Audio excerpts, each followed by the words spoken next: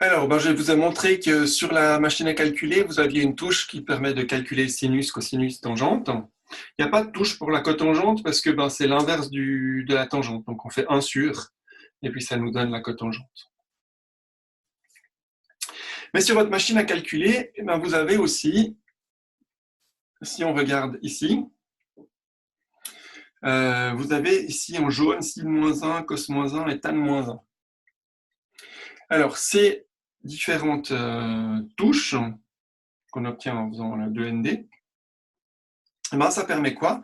Ça permet, à partir du rapport trigonométrique, de retrouver l'angle.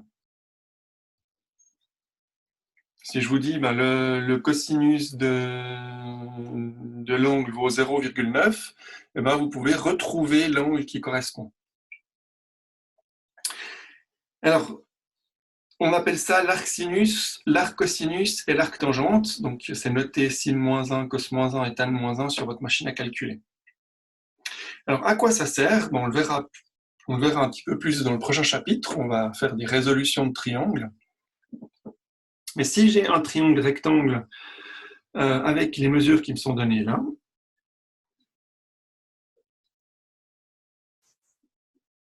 on fait un dessin. Donc, j'ai le grand côté, il vaut 10. Donc, l'hypoténuse vaut 10. Donc, j'ai grand C ici. Donc, j'aurai A et B ici. Petit a, il vaut 6, donc ici. Petit b, il vaut 8, donc ici. Et puis, j'ai alpha et bêta. Et maintenant, alors on peut vérifier que ce triangle est bien un triangle rectangle par Pythagore. Si je fais 6 au carré plus 8 au carré, donc 36 plus 64, ça me fait bien 10, qui vaut, ça me fait bien 100, qui est bien 10 au carré. Donc j'ai bien un triangle rectangle avec ces mesures-là. Et puis maintenant, j'aimerais calculer la valeur de alpha et la valeur de bêta. Alors je peux choisir un des trois rapports trigonométriques. Donc par exemple le sinus. Donc le sinus de alpha, c'est quoi? Le sinus de alpha, c'est l'opposé sur l'hypoténuse. Donc opposé, c'est 6, hypoténuse 10. Si je simplifie, ça fait 3 sur 5. Donc je sais que le sinus de cet angle-là, il vaut 3 sur 5. Donc maintenant, je vais utiliser ma machine à calculer et la touche sin-1, donc arc sinus. Donc je tape 3 divisé par 5. Ça, c'est la valeur de mon sinus qui vaut 0,6. Donc pour obtenir l'angle, je fais 2ND sinus. Et puis, ça me donne l'angle. Donc 36,87.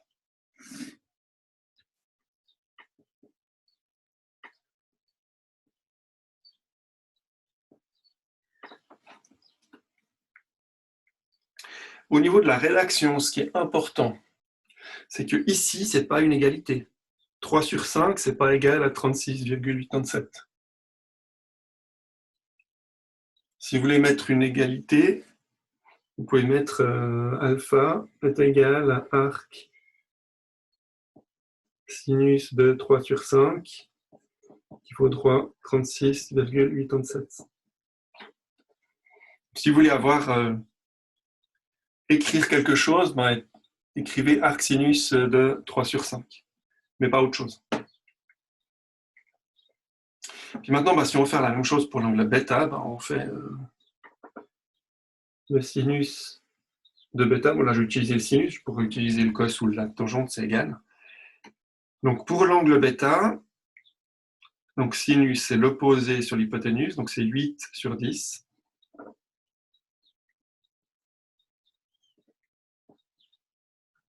Donc 4 sur 5.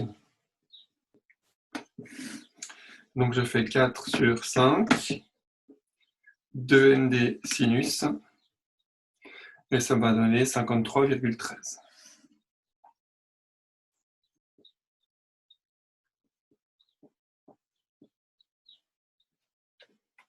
C'est les angles mesurés en degrés, donc on note aussi que c'est les degrés. Petite vérification, Si je fais 53,13 plus 36,87, ça me donne 90 degrés, plus l'angle droit, donc plus 90 degrés, ça me donne 180. Et j'ai bien que la somme des angles dans un triangle doit me donner 180 degrés. Y a-t-il des questions? Ce genre d'exercice, on va beaucoup en faire au prochain chapitre. C'est ce qu'on appelle une résolution de triangle.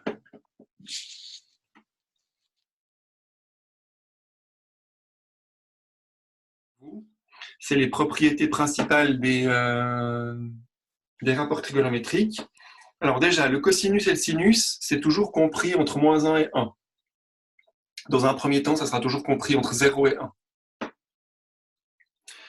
Alors pourquoi ça? Parce que on a vu que sinus et cosinus, c'était la longueur d'une cathète divisée par la longueur de l'hypoténuse. Donc les longueurs des cathètes sont toujours plus petites que la longueur de l'hypoténuse, donc on divise un nombre plus petit par un nombre plus grand, on obtient quelque chose qui est plus petit que 1. Donc ça, c'est la première chose. Donc si, quand vous faites comme ça, vous calculez sinus d'un angle ou le cosinus d'un angle, et vous trouvez quelque chose qui est plus grand que 1, c'est que vous avez une erreur. Par contre, les tangentes, elles peuvent être plus grandes, ça ne pose pas de problème. On a une des propriétés principales des sinus et cosinus, c'est si je fais cosinus au carré plus sinus au carré, et ça me donne 1, toujours.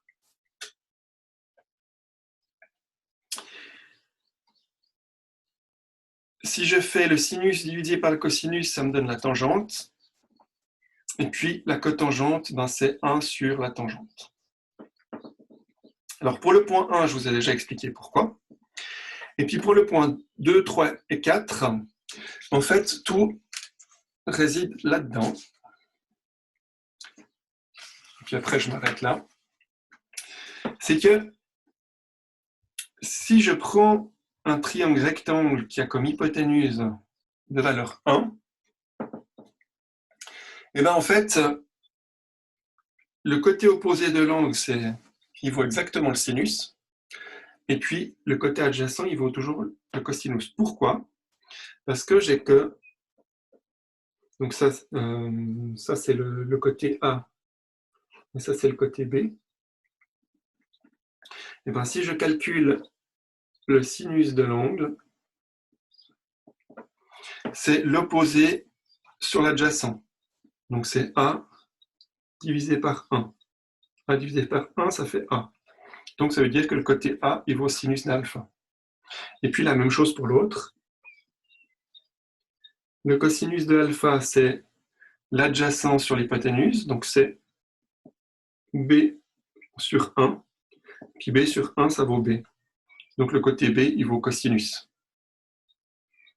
Donc en fait, on a un triangle. Dès que j'ai une hypoténuse qui vaut 1, les côtés, c'est sin alpha et cos alpha. Alors, le cos carré plus sin carré égale 1, on l'obtient en faisant Pythagore. Ce côté au carré plus celui-là au carré, c'est égal à 1 au carré, donc 1. Et puis la tangente de alpha, c'est l'opposé sur l'adjacent, donc c'est sinus de alpha sur cosinus de alpha. Et puis la cotangente de alpha, c'est l'adjacent sur l'hypoténuse, donc c'est cos sur sin. C'est bien l'inverse de sin sur cos. Donc en fait, les propriétés 2, 3 et 4, c'est les propriétés qui découlent du triangle rectangle qui a comme hypoténuse 1. Ce qu'il faut se souvenir, c'est vraiment les trois premières propriétés. Cosinus et sinus sont toujours plus petits que 1. Cos carré plus sin carré vaut 1, puis la tangente, c'est sin sur cos.